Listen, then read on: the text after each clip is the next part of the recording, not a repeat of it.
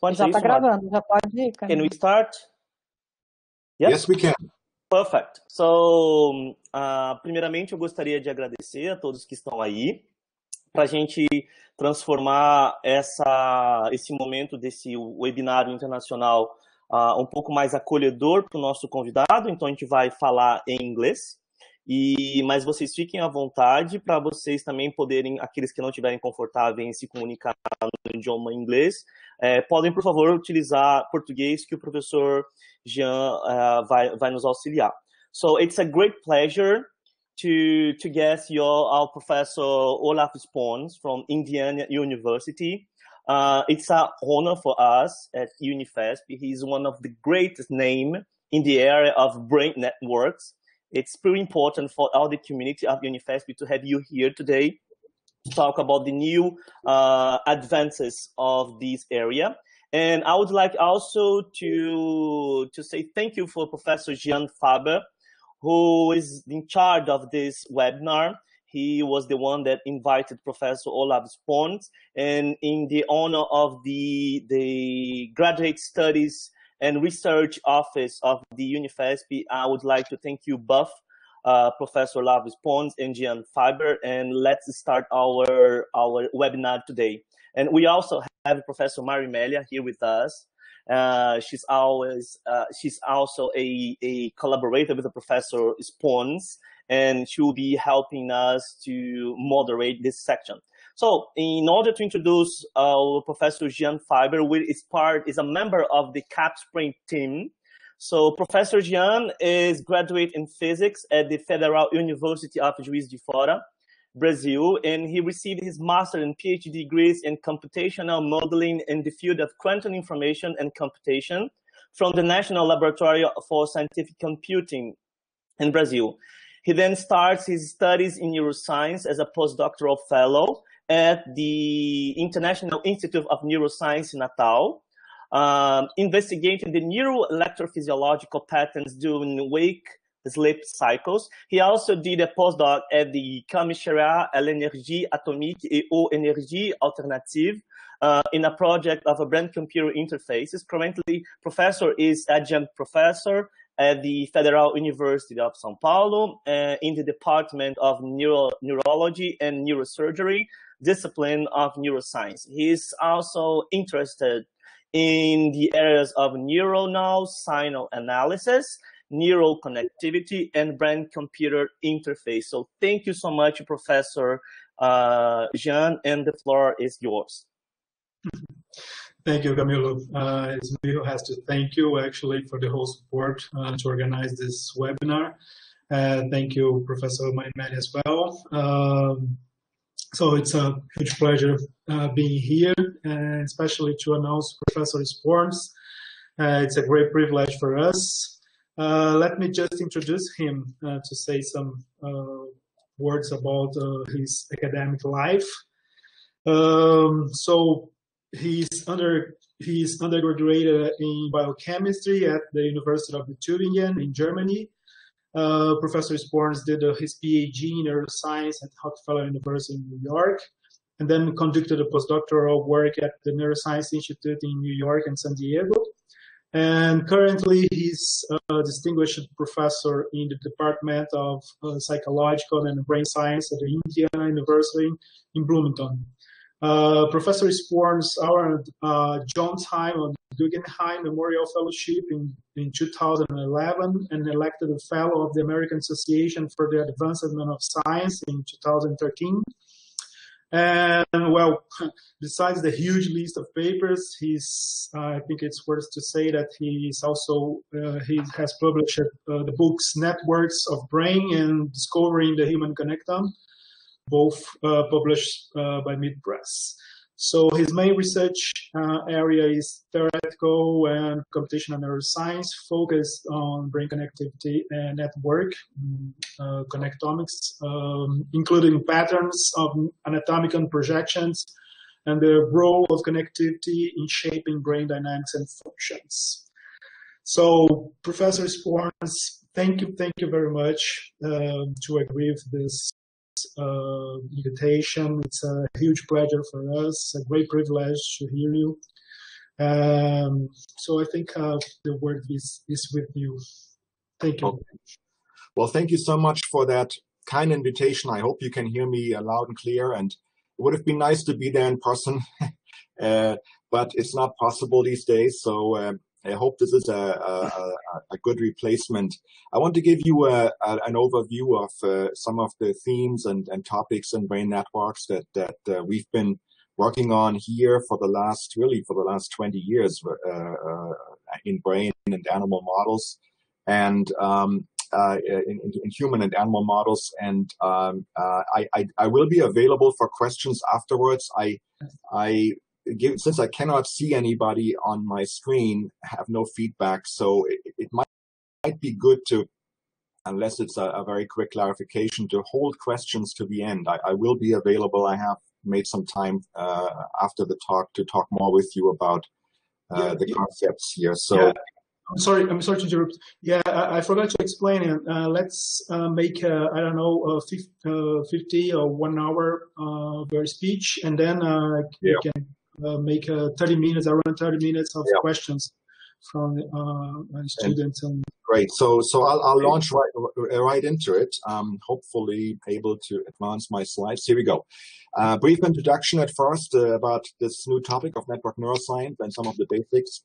And then I'll go into human connectomics, comparative animal model connectomics, and then the part of the talk I really want to get to is about dynamics and functional connectivity. We have some new work in this area that we're very excited about.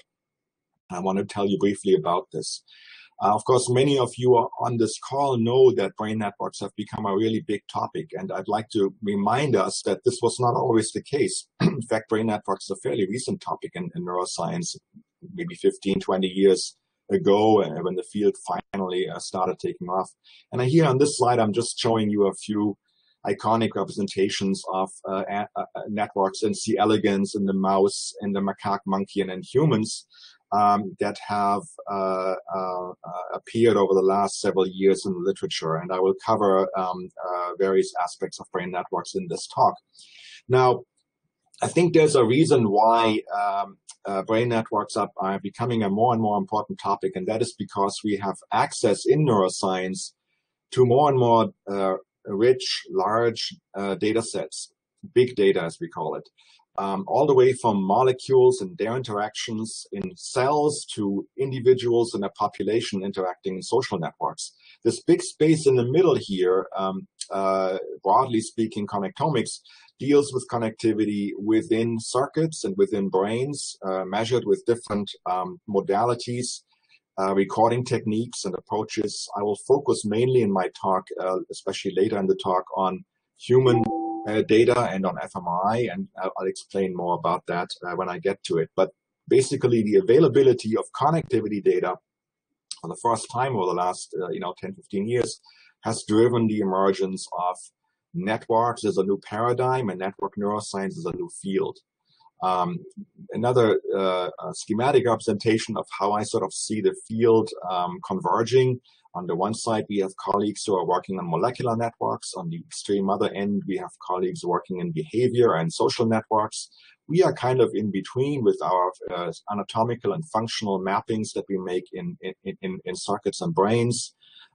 Nicely, we have a common framework, a common analytic framework that we can deploy to make sense of network data, especially the important aspects of communities and distances and communication patterns. I'll say more about this later in the talk. The nice thing is that this network analysis framework allows for a common language, a common mathematical a set of ideas that can be applied to molecular, neural, as well as behavioral data. And that is what unifies the field under the rubric of network neuroscience. Just a few words about human connectomics. I was interested in the brain ever since I was in high school, really. Back then, the only knowledge we had, we're talking in the 1970s and 80s, the only knowledge we had about the human brain came from post-mortem dissection. This is actually a photograph. That what you see is a photograph of a brain that's been, obviously post-mortem, that's been removed and has been dissected to show these long-distance, so-called white matter pathways that connect remote brain regions to each other. There's, of course, a big advantage in doing post-mortem studies. You really can't do very many individuals, and you can only do them post-mortem, so there's no way to really check and correlate anything that you find with their behavior or cognition.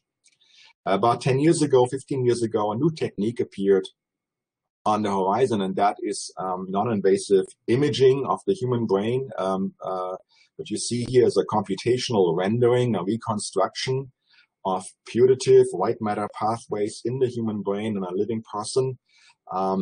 This technique is now widely available and allows us to image and reconstruct anatomy in a large number of individuals. This allows us to relate features of anatomy to individual variation in behavior and cognition. This has been a true game changer for us. The technique appeared somewhere around the mid-2000s, and it was at that time that the area of connectomics really took off. My first collaboration in this field has been with Patrick Hagmann at the time in Lausanne in Switzerland. This is the first map, the first connection matrix that we built back in 2008, actually 2007. And this is a matrix of that is constructed as follows. Each row and column in this matrix corresponds to a piece of cerebral cortex, a piece of gray matter. Each of the entries in this matrix that you can see here records whether there's a connection present or absent between these two pieces of gray matter. And the coloring indicates how strong the connection is. So here you see the right cortical hemisphere, here the left cortical hemisphere, and these are the callosal connections traveling through the corpus callosum. You can see there's symmetry between the right and left hemispheres, as we would expect. It is these connectome maps, these kinds of lookup tables or wiring diagrams, that have become extremely popular since we first published this account back in 2008. At the time, there were no such maps available. Now there are literally thousands, tens of thousands of them in the human domain that are available worldwide from many data sets. As we analyzed this matrix that you just saw, this connectivity matrix with graph theory and network science tools, several features stood out for us, and all of these have been reported originally in 2008, but have since then been reproduced many times in many different cohorts. Number one, every cortical region has its own unique regional connectivity fingerprint, as we call it. Its unique set of inputs and outputs, which we believe defines, to a large degree, its functionality. Overall, the connections are exhibiting a so-called broad or exponential degree distribution. That is, there is many gray matter regions have very few connections, and there's a few gray matter regions that have a lot of connections, that are rich in connectivity, if you wish. Also, there's high clustering. Neighboring pairs of areas tend to be connected to each other densely and strongly. And there's short path length, which means that we can skip from one part of the brain to the other in a relatively short number of hops. Short path length is thought to facilitate communication. There are also modules, communities that are formed from densely connected clusters of regions that are interlinked by critical parts of the infrastructure that connect modules to each other. We call them hubs. And these hubs are interconnected into a structural core. So not only are there hubs that interconnect modules, but the hubs themselves talk to each other and are connected into a structural core, or as we now call it more commonly, a rich club. So many of these features that we gleaned in this very early study on literally the first example of connectomes have held up across not only the human brain, but also animal models, as you'll see in a minute. I want to say a couple of words about the rich club because it's a really salient feature in the human brain and also in animal models. Here you see on the left a schematic layout of a very simple network with just a few nodes that are shown schematically. And there are 4 modules here that are somewhat more densely connected internally. Each of the little circles here is a node, is a brain region, let's say, and there's a pathway between some of them. These nodes colored in black are those hubs. These are crucial. They have many connections. And they're also crucial for linking communities to each other. You can sort of see if we lose that connection here that links these two communities, it's very hard to pass information from one to the other. If you want to make an analogy to the global transportation network, These are your connections, intercontinental connections between major airports that are connecting continents to each other. Here are the regional flights that link airports more locally. In the middle, what we see is a schematic where all I've done is I've added a few more connections that interlink the hubs more directly, and that facilitates greatly how they communicate with each other. Think of these hubs as collecting information locally from their own community and then sharing the information in a global workspace, as it were, which we call a rich club. The term comes from social sciences. Rich here does not mean money, it means rich in connections. Many connections. These are the red nodes you see here. They have many connections attached. And they're forming a club because they're preferentially connected to each other more so than expected by chance. We strongly feel that rich clubs are important features in nervous systems because they evidently have a potential role in integrating information from many different sources and allowing quick and efficient transfer of information between them. Working with Martin Mannenheul for the past decade or so, Martin and I set out to look for the rich club for the first time in 2011. We found it on the first try. This is from our very first study here. The critical index is that red line up here, which has a peak, indicating that the rich club has denser connections than expected by chance. So we're comparing density of connections among rich club nodes to a so-called null model or a randomized set of networks. The rich club nodes themselves are shown down below. It's a little confusing to look at this in sort of a ball and stick diagram that doesn't lend itself very well to visualize human anatomy, but basically you can see there are nodes along the cortical midline and the cingulate cortex and the medial parietal cortex. In the insula, the front of the brain is to the top. So we found rich club organization, and we also hypothesized that if nodes in the brain want to communicate with each other, want to send signal from one part to another, network science predicts that those communication paths must pass through at least one rich club node and perhaps even a rich club edge most of the time. Even though the rich club is a relatively small number of nodes and connections in the brain, it soaks up a lot of the traffic. It's very important for communication, and it's a prediction from network science, from the way we can lay communication paths through such a network.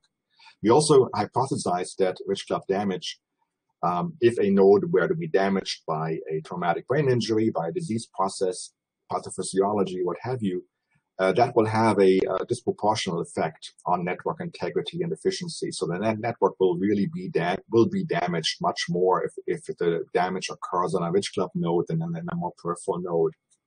And there has been evidence over the past several years that indeed some disease conditions in humans do attack high degree rich club nodes preferentially, and perhaps therefore are particularly disruptive. That was all I wanted to say about human connectomics. There's a lot more to be talked about, obviously, but I want to be quick and efficient here and get through a lot of material quickly so I get to my last important new part on functional connectivity. So human connectomics is operating largely through non-invasive imaging of the kind I've briefly illustrated earlier.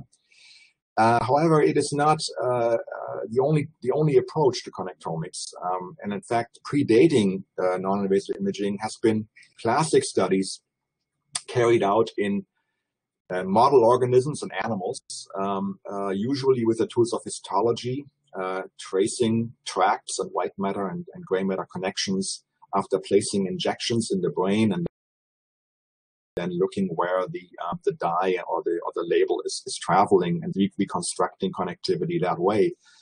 In fact, there's a large database. There was a large database already almost 30 years ago that collected information about connectivity in the macaque brain, specifically the macaque visual cortex. Maybe some of you have seen this diagram. It's been sort of in every textbook since it first came out, and usually people point to it and say, "Look how complicated it is, and look how many connections there are." And that's true. That's a good perspective. But it is not a random network. There is order in this diagram on the left, despite the fact that it's hard to discern when you just look at it in an image like this. Here's the same network shown as a matrix. This is the exact same data set, actually, I've worked for many years on the macaque cortex with my late colleague Olaf. And we set out almost 20 years ago now to try to understand the topology of this very simple connectivity pattern. This is much simpler than what I showed you for the human. But the advantage here is this is histology, right? This is real fibers that have been traced and reconstructed. In humans, we can't do that for obvious reasons. And so the technique in humans is much more indirect. This is a much more direct picture, much more like what we call ground truth in the field sometimes. So this matrix here gave us a lot of opportunity to look at hubs, communities, even rich club organization, and we've done so over the years. With one of my undergraduate students, Logan Harriger, 10 years ago, we set out to revisit rich club organization in the macaque after we had discovered it in humans, because we wanted to be sure it wasn't an artifact of human imaging. It was not something that was just present in imaging data and nowhere else. We found rich club organization in macaque as well. If you're familiar with macaque anatomy labels, these are prefrontal regions, cingulate regions, orbitofrontal regions, and temporal regions shown here in this diagram on the right. The red patches on this inflated macaque surface, brain surface, indicate the locations of these rich club nodes or rich club regions. What you can see is they are quite well separated. There's parts of temporal cortex, parts of frontal and orbitofrontal cortex, there's parts of cingulate cortex, all of them densely connected amongst each other, highly connected to the rest of the brain. And that is an expensive feature of the cortical architecture. I say expensive because the wires that you have to lay from these different regions of, connecting all these different regions to each other have to take up volume, space, energy, metabolism. And that's an expensive feature of the way the brain is wired. I'll come back to this idea of expense in just a few minutes, because it runs through the whole discussion actually. So we were very pleased to find the rich club in the macaque monkey. Subsequent to that, I worked with colleagues in Taiwan on Drosophila connectomics for a while. We also find rich club organization, modular organization in the Drosophila brain. We are on the cusp right now of getting a lot more highly resolved Drosophila brain data from laboratories in the US and overseas. So we will probably redo this analysis again at much finer grain of resolution pretty soon. Skipping to rodents, the mouse connectome was published, or a draft of it, now about 6 years ago by the Allen Institute, and was subsequently analyzed by us and others for graph theoretic network features. Once again, presence of modules and rich club organization in the rodent brain is evident, and is involving parts of orbitofrontal, cingulate cortex, parts of the striatum, parts of the part of the subcortex as well, all of which have analogs in non-human primates and humans. Very quickly, in my own more recent work with Larry Swanson at USC, in fact, ongoing as we speak, we visited the rat brain, various subdivisions over the years, and published extensive analyses on cerebral cortex, basal ganglia, hypothalamus, and thalamus so far. We're currently working on the entire forebrain. And this matrix here that is showing the bilateral cerebral cortex of the rat, 77 times 2, 154 regions altogether, was constructed by examining the existing literature on rat connectivity, existing literature from track tracing and histology studies, work that's been published in some cases decades ago. Larry and Joel Hahn went through the literature literally by hand and created a database that for each entry in this matrix here records whether there's a report that actually reports on connectivity being present between the two regions. The labeling is here on the side. If you're familiar with rat nomenclature, there's visual and auditory cortex over here, orbitofrontal regions. I see a few orbitofrontal regions down here. I see, where's the claustrum, one of my favorite regions. There it is, CLA. So 77 regions times 2, 154.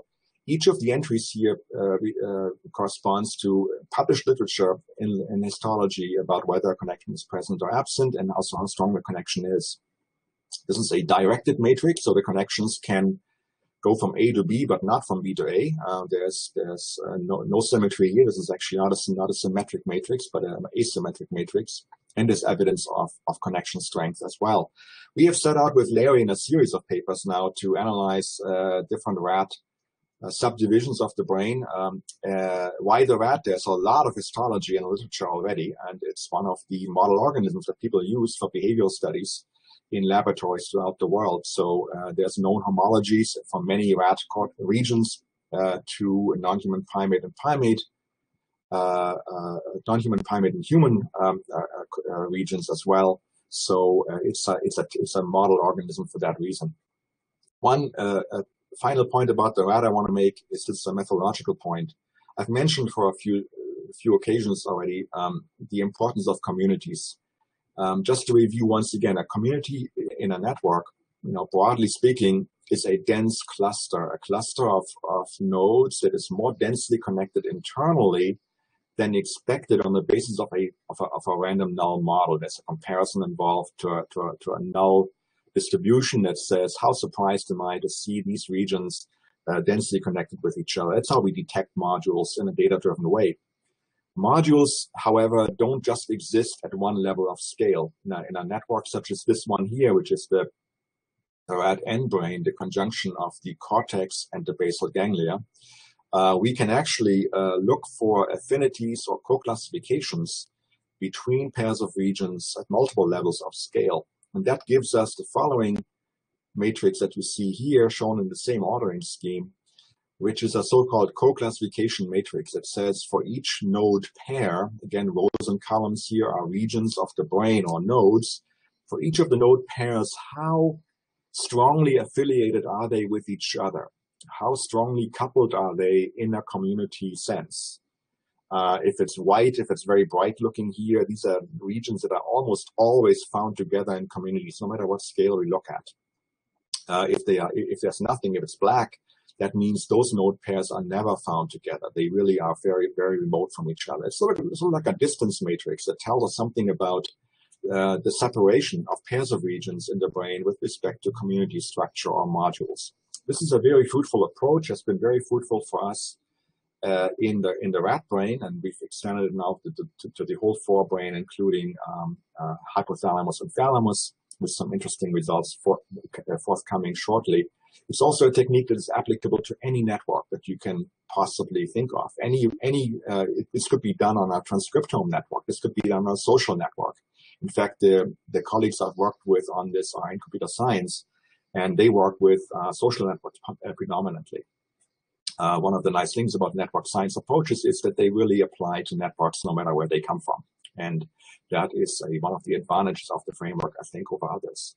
So we've been very, very eager to exploit this graded scheme of co-classification in both model organisms as well as in human data. And it's a methodological advance that I find very fruitful. I want to say just a couple of words about constructing networks from circuits or from individual neurons. So far, I've talked about whole brain, whether it's non-invasive imaging or histology, it's always whole brain data I've been talking about. It's actually quite a laborious process, and we happen to have, Jean, I don't know if you mentioned in your introduction, but we happen to have a PhD student from your lab with us here in Bloomington, unfortunately in quarantine. And we've been working very, very closely the last few months, last few weeks on trying to find better ways of extracting network representations from essentially spike trains, or let's say more broadly, point process data where we have zeros and ones in a row. I've worked on this with my colleague here at IU, John Beggs, over the last decade or so. And one of the techniques that John likes to use and that we've been looking at with him from the point of view of network analysis is transfer entropy, which is a way of estimating the impact of a neuron J's past state on the future prediction of another neuron I, in addition to what that neuron I's future state is predicted from its own time series. Does this neuron make a contribution to predicting the future of neuron I better than just neuron I on its own? Sort of the gist of it. And in a nutshell, that tells us something about potential causal influence. That's the interpretation of transfer entropy quite often. Now, to extract transfer entropy from real spike trains or point process data is very hard to do. What we are looking at here is the enormous amount of false positives that have to be rejected, retaining only a small number of couplings that are strong enough to survive rigorous jittering and shuffling and other null model operations. When we do that, we get, this is work with Sunny Nigam, one of John's PhD students at the time. We can, John is recording from slices in a dish. The slices have been placed on a multi-electrode array, 512 electrodes, and he can record with that setup from several hundred neurons at a time. Each of the points in this diagram here is a neuron shown in space as it's laying down on the cortical, on the slice surface. And the connections, of course, are transfer entropy connections that have been reconstructed from those neuron spike trains. And the one point I want to make, this is a fairly elaborate paper otherwise, is that when we remove connections by strength, so we first remove the weakest connections, then the next weakest, then the next weakest, we actually continually see a connected network, and the density of connections that we observe is much stronger than expected by chance. That's the diagram here on the right, and that is the definition of a rich club. So much to my own surprise, quite frankly, I did not expect to find a rich club organization at the circuit level. We did find it, and so that is the third, fourth, fifth separate identification of rich club organization now in humans first, then in macaque, then in mouse and rat, and finally in circuits as well. It seems to be a very universal feature of how circuits and brains are organized. Coming to these common features and wrapping up this part of the talk, I mentioned several of them, especially modules, hubs, and cores throughout the last few minutes. Just to reiterate, wherever we look, whether it's C. elegans, which is a single, a very small nervous system composed of about 300 neurons, whether we look at circuits, whether we look at mammalian brains at large scales, we always find that there are broad degree distributions. There are many nodes that have relatively few connections, but there's a few nodes that have many, many more. Those are our putative hub regions. We're finding that there's unique connection profiles, whether it's single neurons in C. elegans or brain regions in the human. We're finding small world properties such as high clustering and short path length. Always find modules which are densely internally connected but more weakly connected between. And we're finding that hub regions are integrating information apparently into a core or rich club organization. This is true no matter what the scale we're looking at, no matter what the animal species is. It seems to be a universal set of features. Why is there this universality? Why don't brains look totally different one from the other with respect to their topological properties? One of the reasons why that is so is because a lot of what brains look like, especially the anatomical brains we've looked at so far in this talk, a lot of it depends on issues of wiring cost and network efficiency. Neurons and brain regions occupy space. They are arranged in a given geometry. They have physical distances from each other, measured in micrometers, millimeters, or centimeters. And the connections that they make with each other anatomically require an expense of volume, a certain length, and therefore delays in transmitting information, and also energy, because the wires, the axons, are living things. They're not made out of copper or whatever. They're actually little cytoplasmic conduits that are built from lipids and proteins that turn over every few hours. So there's a lot of energy consumption involved in making connectivity in the brain. And all that energy and volume is limited. The brain cannot expend more energy, more ATP, basically, than it's actually has available to itself. Unlike in the real world, there's no way to run a budget deficit. The budget deficit will kill you. So you have to be able to allocate energy efficiently, and you can only afford the wiring that is compatible with the energy budget, with the amount of volume and the amount of energy that you have available to build the brain in the first place. That places huge constraints on how brains are organized. Many potential connectivity patterns we can dream up in our own minds or in computational models simply are not feasible because they would take up too much volume, too much energy, they can't be built. That is why I think that's what's driving, at least one of the things that's driving these common properties that we find across many, many different nervous systems. And we have, together with my colleague at Bullmore, have written up many years ago now. We should probably do revisit this at some point. Sort of a simple, I wouldn't call it a theory, but a simple framework for how to express this. The actual topology of nervous systems is complex. It has a mixture of local modularity and long-distance connections, such as Rich Club, which are expensive. If all that we wanted was to make the brain as cheap as possible, the brain would look like this. All connections would be very short. You can see right away that it would be impossible to pass information from the back to the front. So that's great from a point of view of keeping wiring short, but it's really bad for performance. Strangely enough, and we can discuss it later, in a random network actually is the most efficient in moving information around. You have the shortest path length possible in a random network. However, it's also the most expensive to wire. Most of the wires here are really long. The brain would have to be a kilometer across, it turns out. If we were to wire the brain randomly, we cannot do it.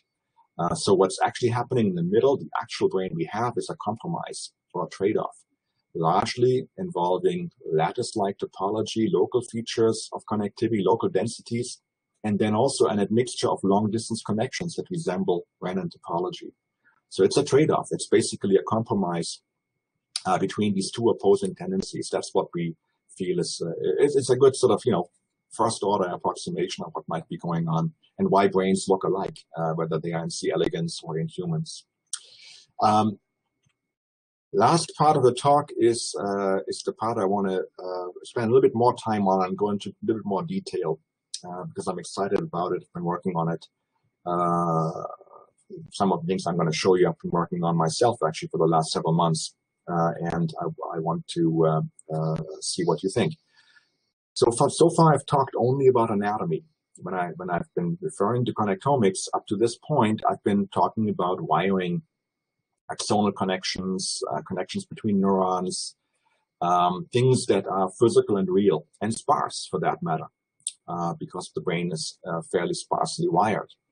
But now, what about going from a skeleton, an anatomical skeleton shown here on the left, our famous connectome picture from the human brain, lateral view of the human brain. How about what's going on when the brain becomes active? I really like this little video. I've shown it many, many years now, almost in every one of my talks. It's actually taken of a person in an MRI scanner who is not doing anything in particular. This person is just lying flat, keeping their eyes open for a few minutes, and the scanner is listening in on what the brain is doing. This is the brain sort of talking to itself. This is now called, in the field of human MRI, it's called resting state. We can discuss later why that's a misnomer. It's not, the brain is not resting. As you can see, it's wildly active, even though the person is resting. And it's not a state because it doesn't stand still. It's actually dynamic. It's moving all the time. Each of the orange patches here is an MRI activation. That's a bunch of, large number of neurons becoming active and firing. Each of the blue regions here are parts of the brain that are somewhat inactive at that point in time. Looking at a movie like this, it looks really chaotic, right? I mean, it looks like it's just a swirling mess of activity. And it turns out there's a lot of structure in this, despite the fact that resting state is a state that doesn't require any instructions to the individual. There's no specific task being performed by this person in the scanner. So the brain is not challenged in any particular way. There is structure in this activity. And what has occupied us in the lab for many years is sort of this question mark in the middle. How do we get from the anatomy on the left, which is sparse, fairly static, doesn't change that much, at least not on these time scales, and something which is as dynamic, almost like the surface of the ocean, you know, here on the right. How do we get from the left to the right? What's the mechanism? What's involved? So to unpack that, I'll tell you give you a very brief 2-minute primer on functional connectivity and what people understand by it in fMRI research. So we take a movie like this in a person that's in a scanner. We literally take frame by frame, we take pictures of their brain activity. Effectively, think of this as a vector of activity across the cortical surface. We take many such frames or pictures and we string them up as a movie, as you've seen before. And we then cross-correlate the time courses. This is super simple to do, although a lot of expertise goes into the pre-processing of the data to make sure it is denoised and unbiased and properly aligned and put into an anatomical template and so forth. We spend a lot of time in the lab dealing with data pre-processing, especially in the fMRI arena. But once we've done that and we have those time courses, the ups and downs of the bold signal for each node of the brain, we do something very simple, a cross-correlation, Pearson correlation, very simple. And we get a correlation matrix that you see here shown with the correlation values mapped onto a color map. If we cluster this matrix properly, we see there's real structure to it in the sense that there's coherent blocks of regions that are highly coherent. That is, their time courses are very similar to each other, and they're forming what we now call functional systems. The nomenclature here is things like visual, somatomotor, saliency, ventral attention, dorsal attention, default mode, control. These are names that have been given to these systems by researchers over the years, in part because they have connotations with cognitive function, it turns out. And this is very reproducible. This is a single individual, I believe, from a study we published many years ago. Every one of us, everyone on this call, everyone in this webinar has a default mode system. This system here, which has a particular topography to it in the brain, is universal. All of us have it. And we can find it and see where it is by looking at resting state functional connectivity. This is the amazing breakthrough that happened about 10, 15 years ago when people realized you could actually map the brain using activity where there's no instruction, there's no task, nothing at all. Down here, an early set 2 studies published back to back by 2 different research groups, one in Boston, one in St. Louis, using very different subject cohorts, mapping these resting state networks that you see here as blocks in a matrix, mapping them back onto the brain surface. The pink or salmon colored assembly here is the default mode that has parts of the medial parietal cortex, medial orbitofrontal cortex, temporal cortex, etc. Almost the exact same arrangement shows up in this diagram on the right, except here it's shown in red. Again, two papers back to back, same year, different journals, different groups of people that were imaged, different processing strategies. Same systems popped up in both of these studies. This was a real breakthrough and showed us a way to map out the human brain we've never known before. It's now called functional connectomics. So this is the gist of functional connectivity, at least resting state. And in our own lab, we were interested early on to model this. So how do we actually can we make a computational model that reproduces some of these features of resting state functional connectivity? The way we do that is we take an anatomical matrix, which is a coupling matrix essentially, that couples different nodes to each other with a certain coefficient. And we then place at each node a set of differential equations that describe how that node is behaving through time, excitation, inhibition type dynamics, oscillatory dynamics quite often. So essentially we're looking at a system of coupled oscillators. And with some trickery and some specific biophysical mumbo jumbo thrown in, and some fMRI, synthetic fMRI equations on top, we can basically generate synthetic fMRI signals from such a system. It's nothing more, nothing less than a system of coupled differential equations that gets integrated numerically, and we get time courses from that. We can then build functional connectivity matrices and compare them to empirical matrices. Here in this case, the model preceded the data by 5 years. We had published the model in 2007, and 5 years later got access to monkey data that was comparable, and we're very pleased that we had a fairly high agreement between the two domains, despite the fact there was no model fitting. Later on, with my postdoc Korki Ngoni, we built analytic models, actually models that do not require a full-scale biophysical simulation, but actually we can carry out in graph theory in MATLAB in a half a second. And we can predict functional connectivity. The right part of this fancy diamond-shaped figure is the prediction. The left part is the empirical. On the left part, you have real people, fMRI signals, cross-correlated. On the right, we have a prediction of the model based on those same people's anatomy. And you can see there's a very strong agreement between these two. So where does resting state come from? It's shaped by the anatomy. It is shaped by the underlying wiring diagram that we get with connectomics, shown here at the top. And if we put dynamics on top of that, what we get is a resting state spontaneous activity.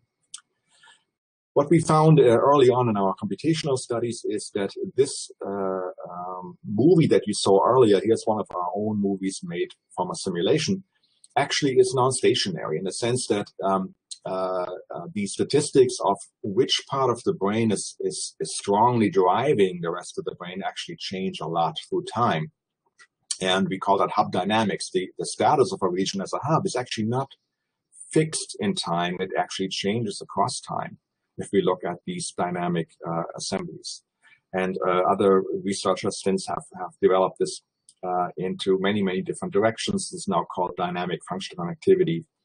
And a lot has been written about the relation of this phenomenon observed in humans, but also in model organisms, by the way, and how it might relate to multistability and near criticality in human brain dynamics.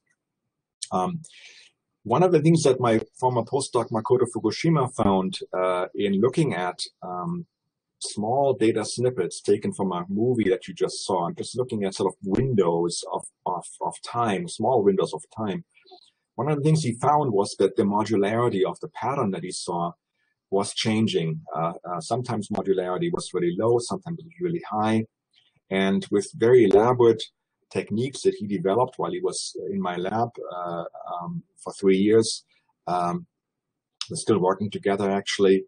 One of the things that he found was these fluctuations in modularity. And he also found that there were recognizable patterns that the brain sort of switched into when modularity was high. Modularity means, once again, we're looking at communities of densely coupled, densely coherent sets of nodes. When those communities are very strong, very strongly expressed across time, when the so-called Q function or Q metric, which tells us how strongly modular the system is, when that is maximal, there's a recognizable topography in the human brain in the sense that we see disconnections between the default mode and control systems and the systems that are more involved in directed attention and multi-sensory information. So there's a recognizable topography that the brain snaps into when the modularity is high. Instead, when the modularity is low, the connectivity structure, functional connectivity structure is rather flat. And that was an observation that held across 2 different data sets involving each of them hundreds of individuals that have been imaged in various parts of the US, as you can see in this diagram. We've been on the sort of pursuing this angle for a number of years now, and I want to briefly mention last 10 minutes or so the work that we have just been conducting the last year or so. It's been an exciting year, I must say, for us in our lab and in the lab of Vic Betzold, whose lab is right next to us. We're working very, very, very closely together. Rick and my grad student Josh Faskowitz actually came up with an ingenious idea, which is the following. So far, I've told you about functional connectivity as the cross-correlation of node activations, essentially the ups and downs of the Bolt signal measured at a given region. And that was the Pearson correlation of the node time series. That was the functional connectivity definition we've used so far. And hundreds, maybe thousands of papers have been written so far, thousands of papers, literally, that have used this construct mostly in humans, but also in animal models. It's been an extremely popular way of looking at brain activity and connectivity for the last decade or so.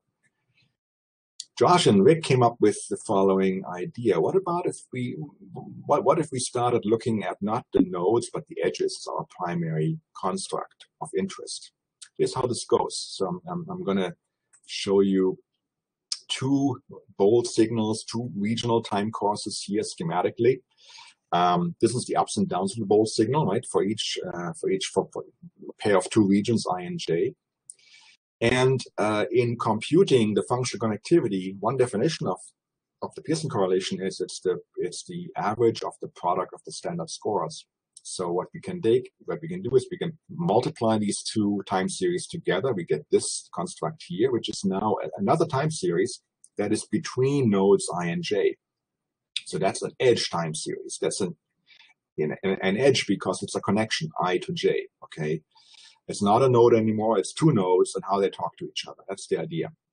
The average of this time series here is equal to the functional connectivity. Let me go back for a second. Here, this is important because we're not inventing anything new. We're just suggesting now, the main suggestion is let's not do the averaging step, but instead let us keep all these time series and analyze them and look at the connectivity between edges. And you might say, what is that all about? And hopefully I can explain it to you in a minute. So each of the rows in this matrix here is an edge, is a pair of nodes talking to each other, and that's an imaging run containing about 900 frames or 900 time steps. So that's basically a raster of activity over time for, in this case, about 19,000 edges. And each of them corresponding to one pair of nodes. There's 200 nodes altogether. If we average this matrix in the y direction, we're getting a vector. If that vector is folded back into matrix form, that is equal to functional connectivity, what I've shown you earlier. This is the construct that people have been using in human MRI research, for a decade or so, with thousands of publications. Okay, that's all it is.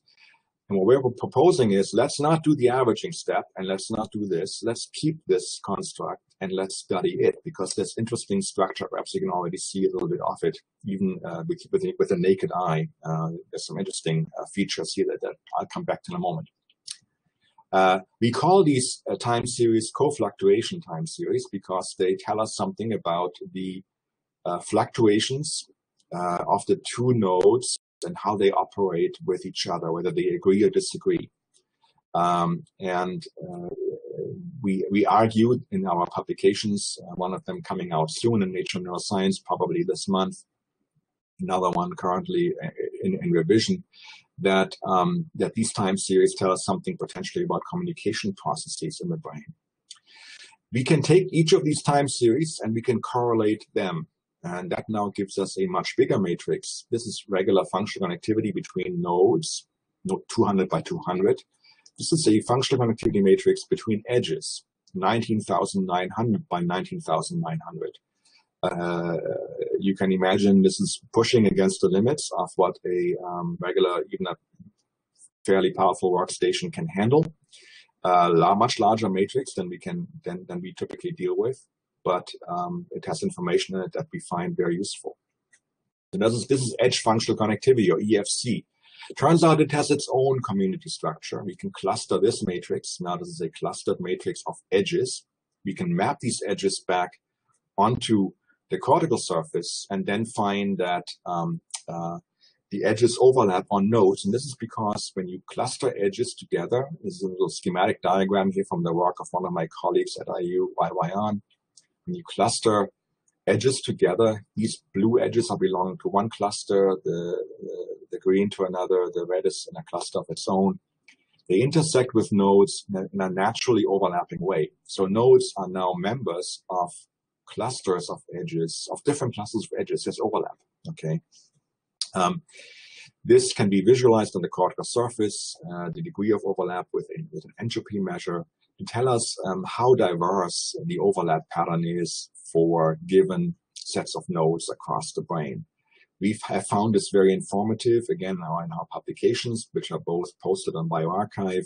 We dissect all this in great detail, and I encourage you to look up some of the detail. I'm not able to. I'm looking at my clock here. I'm not able to cover a lot of it in this talk, but this is just an illustration to show that there's different data sets from the Connectome project, the so-called Midnight Scan Club, which is a data set collected in St. Louis, and yet another data set, and they have sort of similar profiles in terms of this normalized entropy.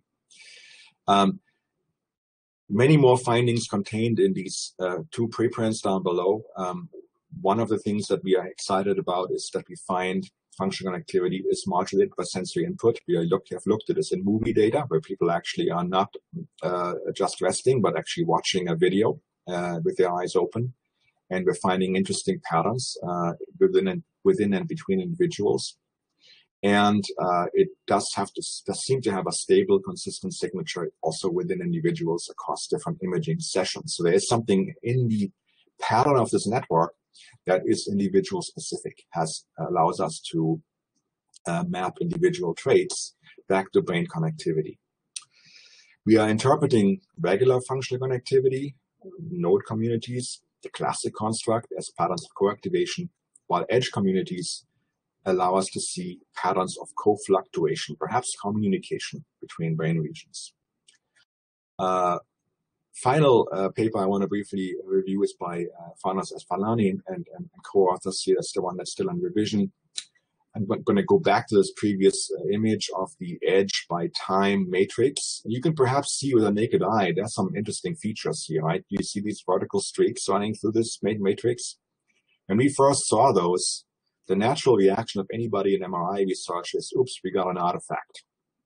Because MRI, unfortunately, is a great technique, but it's also very sensitive to physiological interference, heart rate, breathing, head motion, involuntary head motion, things like that have a bad impact on signals quite often, have to be carefully expunged.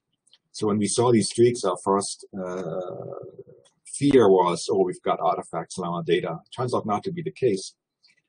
If we actually compute a summary statistic for each of these time steps that informs us about the amplitude of these signals, each of these frames now taken to be one vector, this is what we get. This is basically a simple root mean square of the activations that you see here. And there are these very punctate intermittent epochs that we call informally events, when the amplitude of the signals is very large. These are the streaks that you see. And something is going on in the brain here, okay? This is a scan of several minutes. Intermittently, there are these epochs when the brain seems to be going haywire. There's a lot of amplitude in the signal, and these are intermittent. They don't happen very often, only every few minutes. Notice the time base. This is 900 seconds. What is 900 seconds? I can't do this. 15 minutes, right? Something like that. So there is a long period of time. We don't see very many of these, but we see them occasionally. And it turns out they have reproducible structure to them. These events, which are sort of bursty outbreaks of activity in the brain, they're unrelated to head motion or cardiac respiratory signals, as we've established. And they are present in all individuals that we've seen so far, and present in resting state, but also in movie data, interestingly enough. And these events have a particular signature to them. I'll skip right to the conclusion. If we actually take patterns of activity while these events occur, I'll go down straight to the bottom left panel in the interest of time. there's a consistent topography to it, involving activation, activity in the default mode and control systems, and depression of activity everywhere else. And this is reminiscent of those high modularity epochs that Makoto and others have seen in their work during earlier years. So we're finding that events, these brief intermittent periods, have particular spatial signatures in the brain, are not just uniformly randomly distributed, but have particular patterns to them and recur. And we have since been digging into these events and what they mean, where they might come from, their relationship to behavior, their relationship in movies to content of the video signal itself, their spacing, their amplitudes, all sorts of attributes that they might have. And I found very interesting things, again, that are laid out in more detail in those publications below. Final, almost my last slide, just to put some of the ideas back together and into a common reference frame, the way I think about things, as it were. I've talked a lot in the earlier part of my talk about anatomical connectivity, structural connectivity, wiring patterns, sometimes weighted, sometimes directed, and multi-scale from circuits all the way to the whole brain. That's the anatomy. And to me, the anatomy is fundamental. I attribute that notion to my training as a biochemist. You know, when I was mentioning in the introduction, my undergraduate degree is actually in biochemistry. And what got me into biochemistry was my fascination with protein structure. And how amazingly detailed the picture of function was when you knew what the structure looked like. If you want to know what a protein does, where it is in the cell, what it interacts with, the first step to understanding that is to understand the backbone of the peptide chain, how it's folded, its surface features, etc., the structure of the protein. That's how I approach, rightly or wrongly, that's how I approach the brain. Anatomy is fundamental. This is our connectome down here, a static, fairly slowly changing wiring pattern that is sparse and connects different regions of the brain with each other. Within this network, there's a lot of activity percolating back and forth. I mean, the number of action potentials that is actually unfolding in our brains right now is in the trillions, okay? Every one of us on this call, our brains are furiously active. And when they become active, of course, signals are being passed, messages are being passed between neurons, and they travel along axonal pathways. So this is the skeleton. This is the router, the internet router network, if you wish, for all the traffic that unfolds on top of it, which is dynamic, fast changing, and involves signaling events. And then what happens is neurons and brain regions change their behavior. They turn on, they turn off, they correlate with each other. That is what we capture in functional connectivity. Those signatures of how different parts of the brain relate to each other over time, those statistical dependencies, those correlations, that is functional connectivity, and that's what we can measure. I want to point out that we can measure the anatomy, maybe not perfectly well yet, but we're getting there. We can also record with fMRI, for instance, functional connectivity, or with transfer entropy in circuits. We can measure how neurons are interacting with each other via spikes. We don't have very good tools yet to really get this middle level of the signaling itself. We don't see the signals themselves. We see only the wires, and we see the manifestations of the signals in time courses. This is hidden from us currently. It's a hidden domain of connectivity we do not see. And I feel that that is one of the great frontiers in our field to understand how to actually measure this and how to model it. I've come through these various stages in my talk. Hopefully, I have no idea whether you're still with me. I'm looking at my screen, talking to myself in my office. This is I guess the new normal that we live in. But I hope you're still there. I don't know, but I'm hoping. And so we've gone through a bunch of different topics here in this talk, finishing with what I hope is I've been able to drive across to you some of the new ideas we're working on, potentially moving functional connectivity and brain networks from a node to a more edge-centric perspective. We can talk more about this in the discussion, and the importance of communication dynamics. In my ample spare time, I've also started a new journal at MIT Press open access, online only network neuroscience that is dedicated to all the topics that you've seen here. Perhaps if you have a moment, I invite you to browse the recent issues and the articles we published so far. With that, I do my acknowledgments and my thanks, and I'm now going to stop sharing. And I hope very much that I will still see you on the other side. If I lose connection, I will reconnect. I'm going to stop sharing, and hopefully, let's see, exit. Everything is working well. Okay, good. Oh, I'm glad. I have no idea. Okay, there we are. We're back in the. So I can see myself. I can see at least you. This is good. Yeah, perfect. Okay, so that was my talk. Thank you very much once again. I'm very eager to hear your questions. I'm sure I've not explained everything perfectly, so there's probably many things we can dig into, and I'm happy to do that. So thank you, Professor. It was an amazing presentation. We already have some questions here. So let's start with them. Let me select one.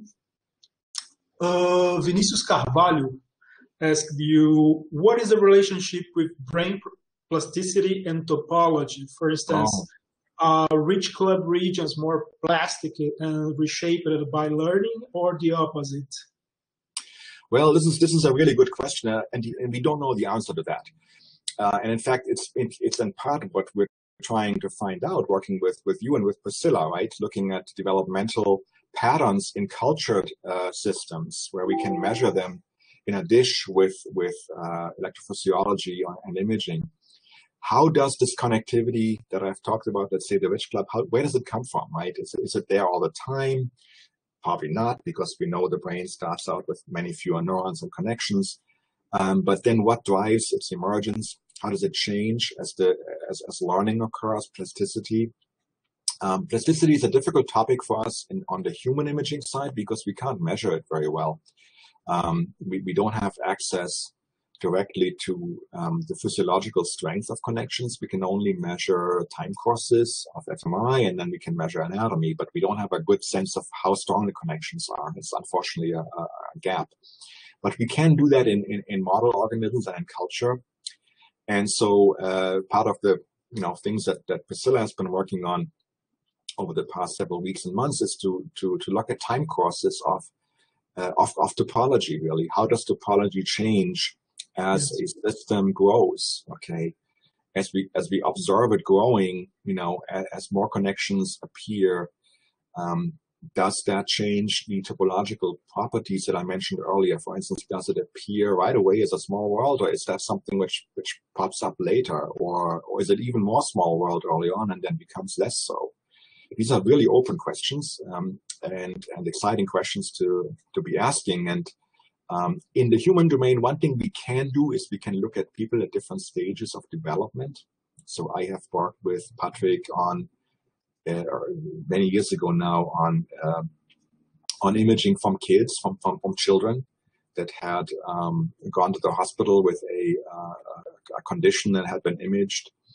And we were looking at how connectivity changes in children as early as 2 years old.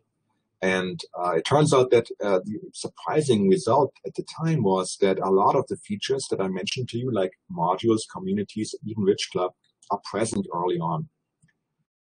They see, at least as early as we can look with these imaging techniques, let's say in infants, we seem to see some of that. And so it's not something that happens really late in development. It's something that happens pretty early. That's our current level of insight. Yeah, maybe a good approach would be to look at, for example, amputee patients, because we know that they will go across a severe plasticity process, especially during rehabilitation. So maybe it would be interesting to see before and after the rehabilitation to try this plasticity, no? That's a great idea, and I think people have tried to do that. Here's the difficult part of it, though. I presented non-invasive imaging as sort of this magic tool that allows us to see all these great things, and it is, at some level, it is really powerful. But as I also mentioned, it is susceptible to a lot of noise, artifact, and distortions and things that unfortunately make the signals that we see somewhat obscure. And so having really high quality data on multiple visits, on multiple, let's say pre-treatment, post-treatment, is really rare still. There are very few longitudinal studies that have really looked at people at different stages of development, the same people, not different people who are at different ages, but the same person, imaged on day one, imaged one day and then 6 months later again, 6 months later again. Just remarkably few high quality data yet. It's very hard to do. You need a lot of, the imaging has to be done very, very carefully. It takes a lot of time and money. In imaging, time is money, unfortunately. An hour in the scanner costs $1,000 basically. So there aren't that many data sets yet, but I think we are seeing more of it being done and also more of it being publicly shared. So at least with imaging, we can do it. It's just a matter of time when we can actually get access to the data and look at it. Perfect. And maybe Priscilla can help us to answer this question as well. Yes, that would be great. Yeah. Let me see another one. Professor Marimelia asks you, is it possible to incorporate a change in gene expression into functional connective calculations?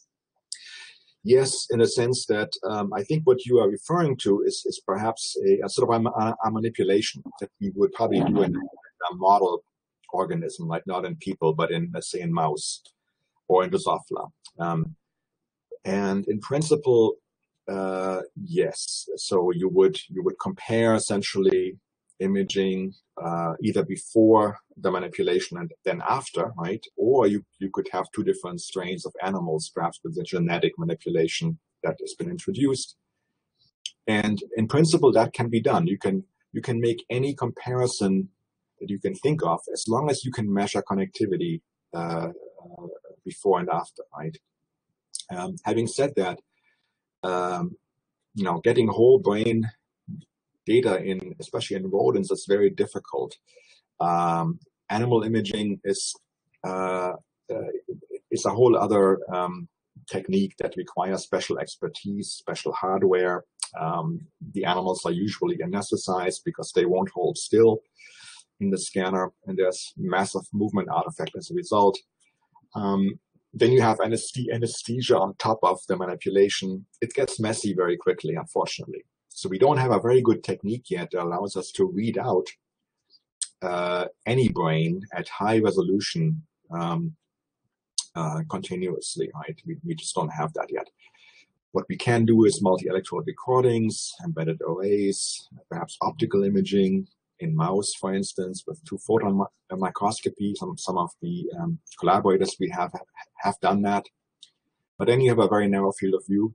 So you can only see a few hundred neurons, maybe you don't see the whole brain. So it has its disadvantages also. But the answer to the question is yes, in principle, you can do that as long as you can record either time series or anatomy. And what people have done in laboratories abroad, I believe in Canada, for instance, is to try to knock out hub regions with chemical manipulations in mice and in rats, to see how that impacts on the one side behavior, on the other side brain dynamics, for instance. So yes, it can be done. Yeah, perfect. So Karina Abrão, hi Karina. Karina is also a collaborator here, a professor here. So she's asking, how variable is a resting state connectivity among people and in the same person, considering normal aspects of the life? She means hunger, sleepy, yes. Could we decode from the resting state some of the basic sensations or drives of someone? That is a really great question. It's also a really painful question to answer, because the answer is yes, unfortunately, resting state, it gives us, I was emphasizing in my talk, the consistency of the pattern we see, right? Remember, the two pictures side by side from those two papers. Totally different people, different imaging centers, and they are almost on top of each other in the way these different systems are mapped out. That suggests a lot of consistency. But remember, those pictures were group averages, so they were averages over hundreds of individuals. And the averages are very consistent, but the individual variations are quite significant. So number one, there is significant variation even without any other manipulation involved of the kind that you mentioned between people. This is meaningful and important because it allows us to relate these individual variations in how the brain is mapped out and organized to things like behavior and cognition or clinical status. That's being done in many laboratories. But you're absolutely right. There's another sort of important thing to keep track of, and that is things like mood, caffeine intake, sleep status, deprivation, exercise regimes, all sorts of things that happen in the course of our life, okay, our lifestyle variables, nutrition, okay, things like that, and they subtly influence. They do have an impact on the pattern that we see in resting state, and we know this in part because a few individuals in the world have been imaged many times. There's one case of a professor in the US, Ross Poldrack, who spent a year and a half actually imaging himself, I believe, over 80 times. And he kept a very careful record of what he did every day, how he felt, his sleep status, his nutrition, his exercise regime, his mood. He didn't travel very much during this time. He was just going in and out of the scanner, basically. And that data is publicly available. And we and others have looked at it because there's so many different time points in this person's life and so much information about what happened, in the interim, like how did he sleep well, did he not sleep well, did he have coffee, was the imaging in the morning or in the evening? That's given us a lot of information to answer exactly that question. And the answer is yes, there is impact of things we do every day on how our brain is operating. I remember a picture in a paper, maybe it was just a talk, I forgot, but it showed differences in resting state that were sensitive to caffeine intake. Okay. I know most people on this call probably really need their coffee in the morning, right? And it makes a difference if you go into the imaging center before you had your coffee or after you had your coffee, okay? and so caffeine is a drug, right? And it interacts with brain activity in a complex way, and we see the impact of that even in brain connectivity in a resting state. So this is great in some ways because it's so sensitive to these things. This is fantastic, right? We can do many experimental manipulations, but it's also really problematic because a lot of these factors we can't control, right? And yet they somehow bleed into our studies. So we're interested in finding a biomarker for dementia, let's say, or for autism or what have you. But then there's all these other things going on with caffeine and sleepiness and mood and genetic background and whatnot, and they sort of interfere with the signals we're interested in. This is a problem. Yeah. Yeah, after all, it's always a problem, statistical problem. No, we always have to have several trials to have a stable average. Yeah. In order to have but the problem is that in a lot of studies, I mentioned earlier, it's really true. I mean, imaging is expensive. So many studies, when they are conducted, really try to minimize the time that people have in the scanner. Because an hour is, $800 to $1,000, depending on where you are. And so also clinical studies, I've been working with a lot of clinical groups over the years, working very closely currently with our imaging center in Indianapolis, where they're studying Alzheimer's disease.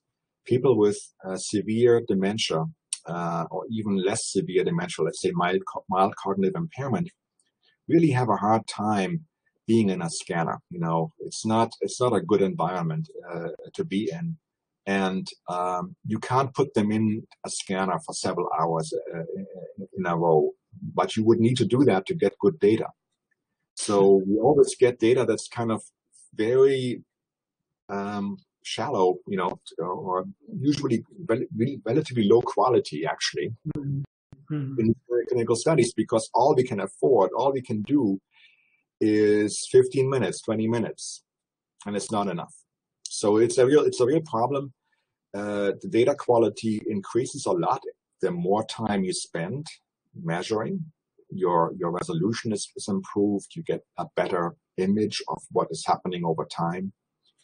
But you can't do it in the people that you're most interested in, the people with conditions, because they really cannot tolerate being in an MR scanner for that long a period of time. And so this is something that we're struggling with in the field in general, I think. And until we have a much more portable technique to read out brain connectivity, we will probably be struggling with this problem for a long time.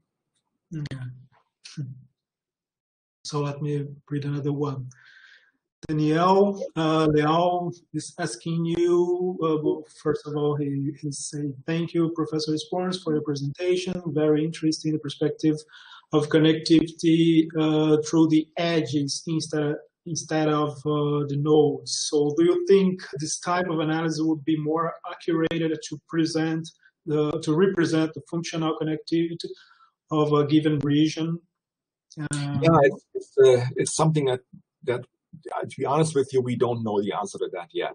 We have been, for the past year, really, pushing on this very, very hard, especially Rick Wetzel's lab, my colleague here, and Josh, my grad student, and a few other students and postdocs here.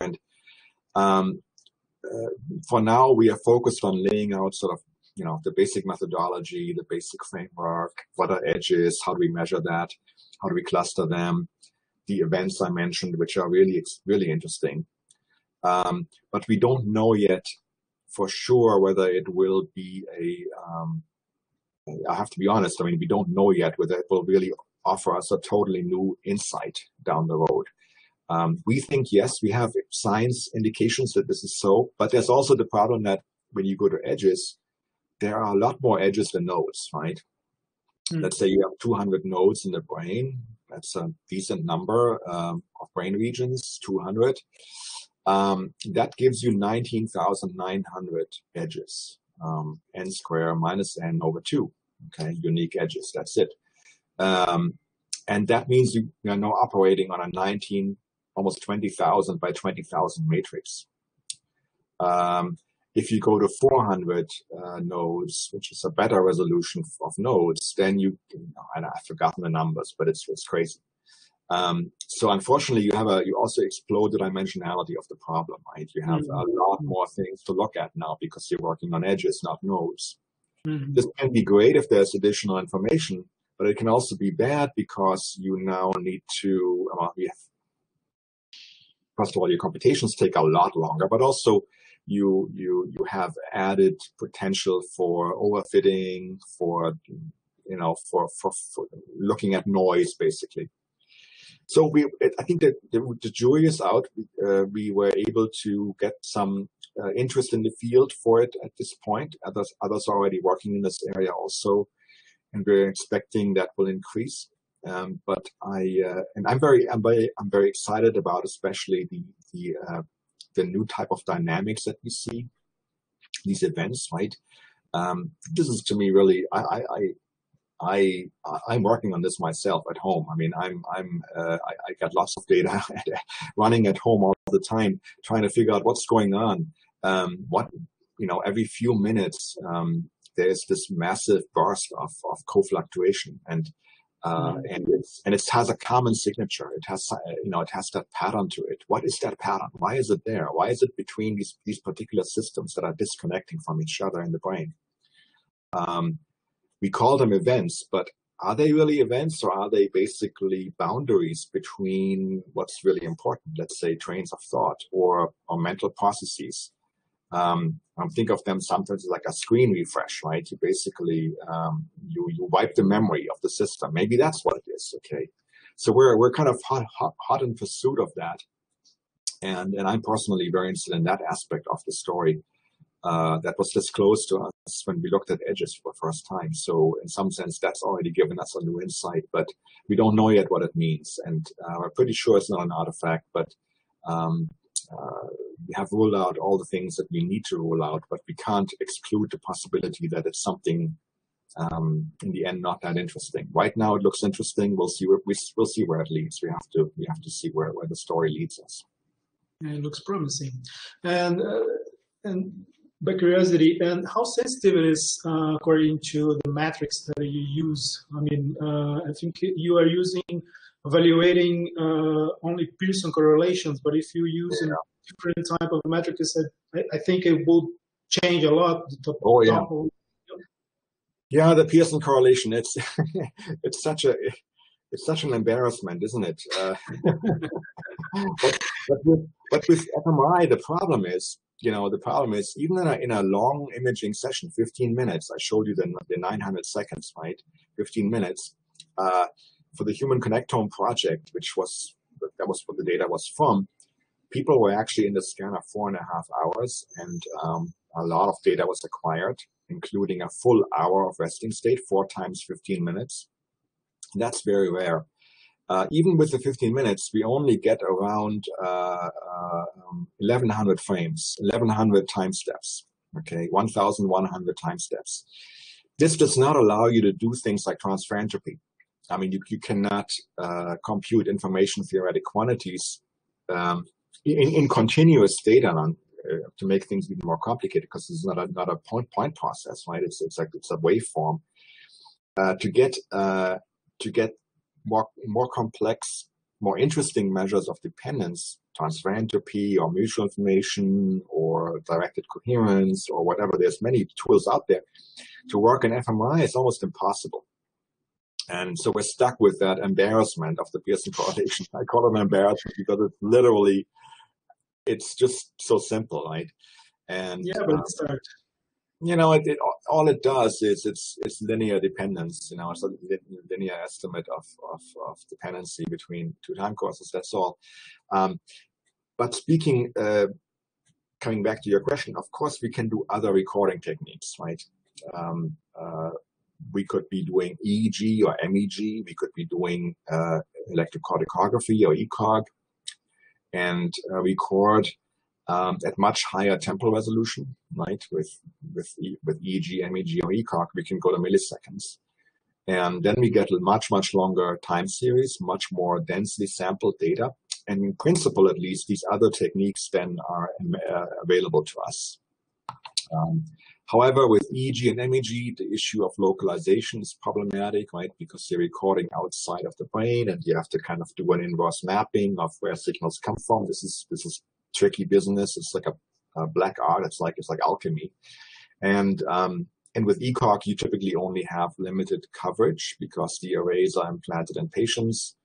And for clinical reasons, there's no experimental leeway, right? You have to kind of go with what the neurosurgeon needs to know. So you only have a certain part of the brain covered and not very densely. So, those techniques have drawbacks also, but at least we can go with much better, more sophisticated techniques, not just cross correlation. Nobody that I know would use cross correlation in EEG, for instance. That would make no sense. So time is flying. Let me read another one here. So Professor Norberto Garcia Carrasco, he's asking, so first of all, he's thanking you. Congrats to Olaf Sporns for the excellent presentation. So his question is related to the need to build tools or algorithms to make the coupling between the brain networks with the expression of their activity to behavior, both normal or pathological. Yeah, I mean, so that gets to the issue of brain behavior relationships, right? Which is of interest to many people in neuroscience, perhaps most people in neuroscience. We don't just want to observe what the brain does, but we also want to understand how it's driving task-related activity, or how it can account for differences in behavioral performance or cognition. So one of the simplest things that we've done in clinical studies is simply regression analysis. You have some metric that you extract from network analysis, let's say the modularity or the strength of certain connections in individuals. And then for the same individuals, you have some testing in clinical settings that's typically done with standardized tests that probe things like episodic memory or working memory or visual recognition or linguistic capacity and what have you, or general intelligence. And so you have test scores for the individuals that inform you about their performance. And well, the simplest and also perhaps most trivial way of doing comparison would be to have on the one side your brain metric, on the other side your behavioral metric, and carefully accounting for confounds and so forth to simply look at whether they are related to each other, whether something about the brain metric predicts or is associated with behavioral performance or the other way around. More sophisticated approaches go and look at broad domains of behavior and broad domains of brain network activity, and then perform things like canonical correlation analysis, CCA, or machine learning techniques to find mappings from one to the other. That can only be done profitably if you have large numbers of individuals. Otherwise, you tend to fit noise. But we have now databases available, publicly available. Anybody here can have access to data from thousands of individuals. If you're interested in those questions, the nice thing now about data sharing is you can actually do productive, creative science without spending a single dollar of your own money on imaging, right? Because the data is out there. The Human Connectome project involves 1,200 individuals imaging, behavioral cognitive assessment with a battery of tests, task data, anatomy, and even genomics. And it's all free. You just have to go online, sign a simple data use agreement, and then you have access to that data, and you can look at it. This has been another big quantum change really in our field the last decade or so, that these data are now much more openly shared, and this brings into the game people like us, right? I mean, I don't do imaging myself. Never have, in part because now the data is out there. We don't have to do this anymore. We have thousands of data sets available, and we can as computational scientists, as people who come from computer science or physics or applied math, we can come in and we can work with this. And this is really something I wanted to stress. I forgot to say it in the talk, that it's really liberating, right? I mean, we don't actually have to do all the measurements ourselves. Spend, $30 million as the Connectome project spent to image all these people. We can actually download the data and analyze these relationships and bring new techniques to the table. So I mentioned machine learning, multivariate statistics. There's many other approaches that perhaps we haven't thought of yet. Yeah, so I think Camilo is already here to finish the section. I'm sorry, the other questions, we cannot read them. So we have tons of questions here I can send you after. Okay. Maybe we can arrange another seminar. Definitely. Thank you so much. On behalf of the Graduate Studies and Research Office of the Unifesp, I would like to thank you for this outstanding presentation of today's webinars. And Professor Sponsors, you are more than welcome. We hope that you'll be here at the Unifesp in person. Thank you so much. I hope so too. I visited Brazil once many years ago now. I really enjoyed my visit, and we have to do it when there's a big soccer tournament, maybe the World Cup or something. Yeah, we definitely. always have a good. Yeah, we always have. Yeah, and we hope this pandemic will go away, and then it's very important for us to have you as a collaborator. And thank you so much. And Professor Jean, thank you so much for being in charge of these webinars. And I would like to thank all the participants for being up to this time watching this marvelous presentation, and stay sort of tuned on these webinars. We have different bunches of others upcoming seminars. And thank you so much, Professor Jean and Professor Olaf Sporns. Thank you. Thank you, Goodbye, Professor. everybody. Goodbye. Goodbye. Yeah, thank you very much. Thank you to accept the invitation and to receive Priscilla as well. Thank you, Jean. So, thank you. Bye-bye. Bye.